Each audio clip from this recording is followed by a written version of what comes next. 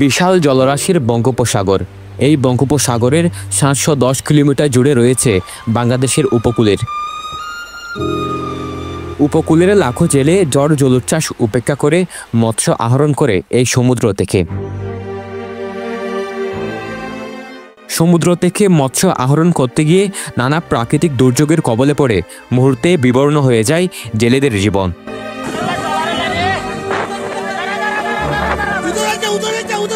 কিছু ঘটনায় জেলেদের নিথর দেহ স্বজনেরা ফিরে পেলেও অনেক জেলের সলিল সমাধি হয় সাগরে।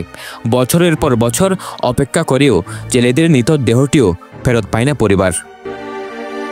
নিথর দেহ ফেরত পাওয়া অথবা সারা জীবনের জন্য নিখোঁজ হয়ে যাওয়া, এই দুয়ে মিলে বিধবা হয়ে যায় উপকূলের এক একজন নারী। মা হারায় তার সন্তানকে, সন্তানরা হারায় বাবাকে, আর বিধবা স্ত্রীর শুরু হয় সংগ্রামের জীবন। ট্রলার ডুবি বা নিখোঁজের পর দু একদিন সংবাদ মাধ্যম অথবা কর্তৃপক্ষ পরিবারের খোঁজ রাখলেও এরপর আর কেউই খবর নেয় না তাদের। যে জেলে দেশের আমিষের চাহিদার যোগান দিতে গিয়ে বাস্তবতা জেনেও মৃত্যুকে আলিঙ্গন করে সাগরে যুদ্ধে নামে, সে জেলের পরিবারের খবর রাখে না রাষ্ট্র, রাখে না কেউই। স্বামী হারিয়ে সংগ্রামের জীবনে কোনো সহযোগিতা না পেয়ে বিভৎস হয়ে ওঠে উপকূলের বিধবা নারীদের জীবন। উপকূল জুড়ে সাগরের কারণে বিধবা নারীর সংখ্যা হাজার হাজার, অথচ রাষ্ট্র কখনো তাদেরকে নিয়ে ভাবেনি। সাগরে মাছ ধরতে গিয়ে মারা যাওয়া জেলেদের স্ত্রীদের দুঃখগাথা, জীবনযুদ্ধের গল্প তুলে ধরতে পেনুয়া শুরু করেছে নিয়মিত আয়োজন সাগর বিধবা।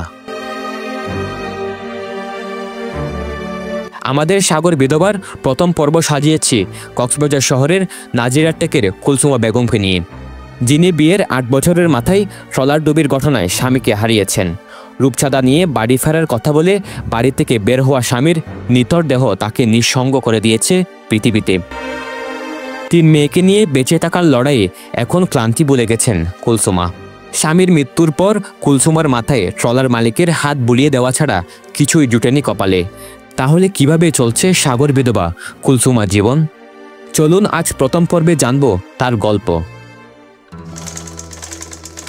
কুলসুমা বেগম ২০১২ সালে শহরের নাজিরাটেক এলাকার জেলে মোহাম্মদ আমিরের সাথে বিয়ে হয় তার। দুজনের বেশ সুখের সংসার ছিল।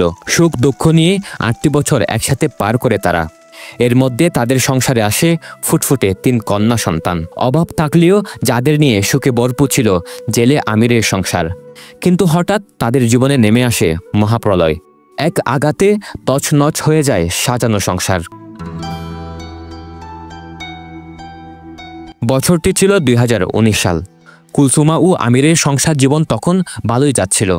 কুলসুমার স্বামী মোহাম্মদ আমির কিছু বছর জেলে পেশা ছেড়ে দিয়ে ঠেলাগাড়ি চালিয়ে সংসার চালাতেন।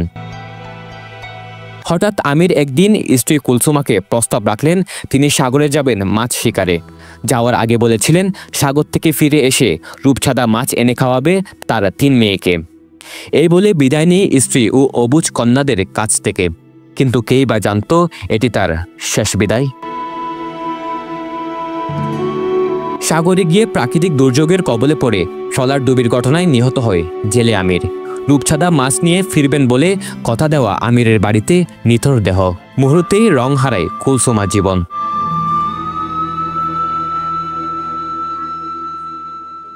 কুলসুমা বেগম। আপনার স্বামী কি হয়েছিল? আপনার স্বামীর নাম কি? আমার স্বামীর নাম মোহাম্মদ আরিফ। ও বুড়ে গেছিল, বুড়ের থেকে মারা আনছে। কখন গিয়েছিল? গিয়েছিল এখন থেকে 6 বছর আগে। জি। যাওয়ার আগে আপনাকে কি বলে গিয়েছিল? যেদিন চলে যাবে এদিন বলছিল যে ভালো একটা ও ফইলা মাছ বলে, এটা রূপচাঁদা বলে, রূপচাঁদা মাছ আনে বাসায় মেয়েদেরকে খাওয়াবো বলছে। তো এটা বলে চলে গেছে। চলে যে আর আসে না, আর কিছু বলতে পারে নাই। আর ও তো মরে যাবে এটা তো আমাদেরকে বলে যায় নাই। সুযোগ থাকার পরেও কারো সাথে বিয়েতে বসেনি কুলসুমা। স্বামী হারিয়ে নিঃস্ব হলেও ভেঙে পড়েনি। 3 কন্যা সন্তান নিয়ে এখনও লেগে আছেন জীবনযুদ্ধে। কিন্তু শত ব্যস্ততার মাঝেও রয়েছে স্বামী আমিরের শূন্যতা, যে শূন্যতা কখনো পূর্ণতা পাওয়ার নয়। এখন যে চোখের জল ফেলা ছাড়া কোনো উপায় নেই কুলসুমার।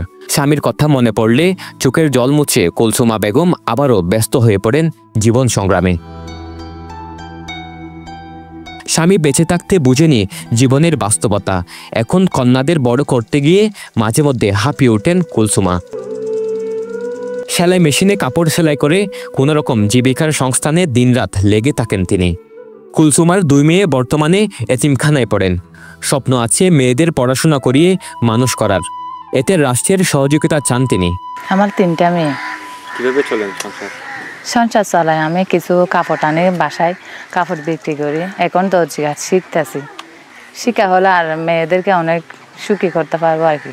খরচ হয় ধরে নেন 8,000 টাকা, বা যত টাকা আয় হয় এত টাকা নিয়ে সংসার চলে যেতে হয়। আর কি করব, তখন তো এমনিতে আল্লাহর কাছে অনেক প্রার্থনা করি।